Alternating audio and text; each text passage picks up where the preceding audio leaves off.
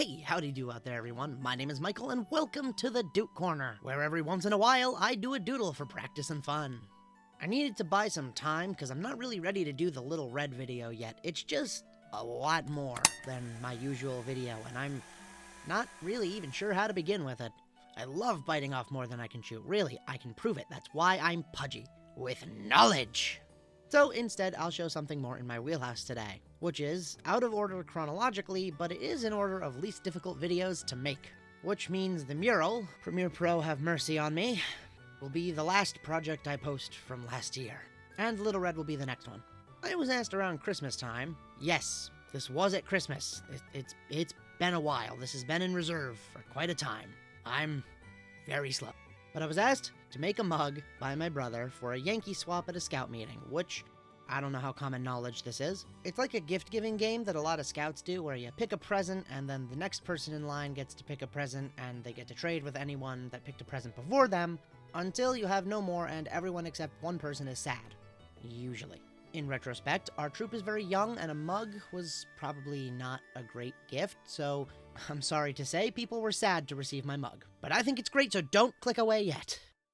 I wanted to get a really solid idea of what he wanted. No particular reason, I was just feeling like I needed something to do and be inspired by, and the whole troop was going to see this one, so even if they didn't care, I presumably wanted to show off a little bit. I went through the effort of making a questionnaire for him online and sending it to him, because I'm a pro.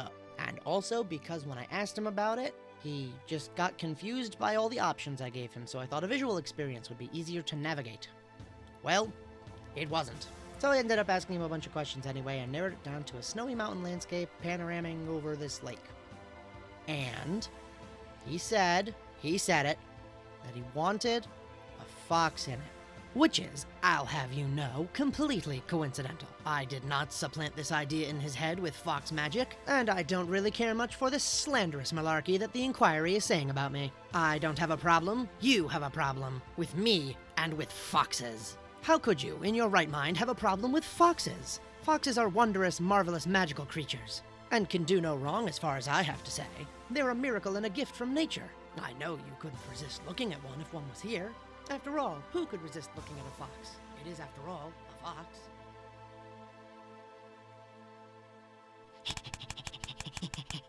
Fox distraction spell!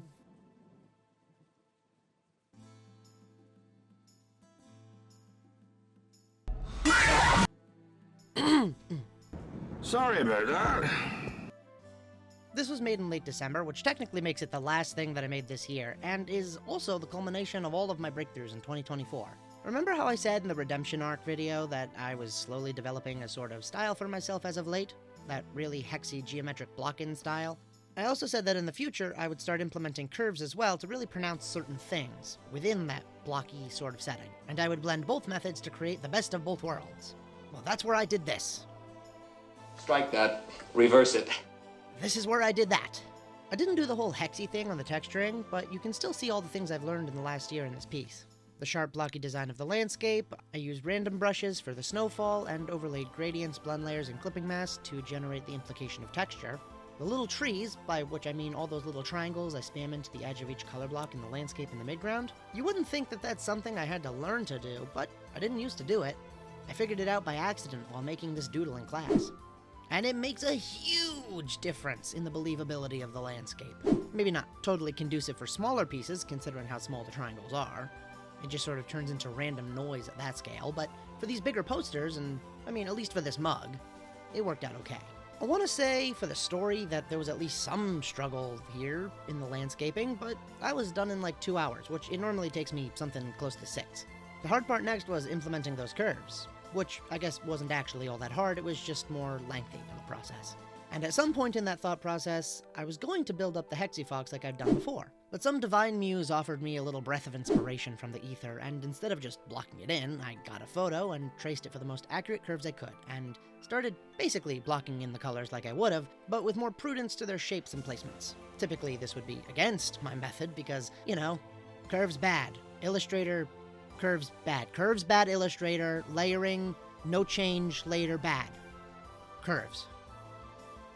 I don't like them. But I wasn't going to change the fox. I already traced it, so it was already correct.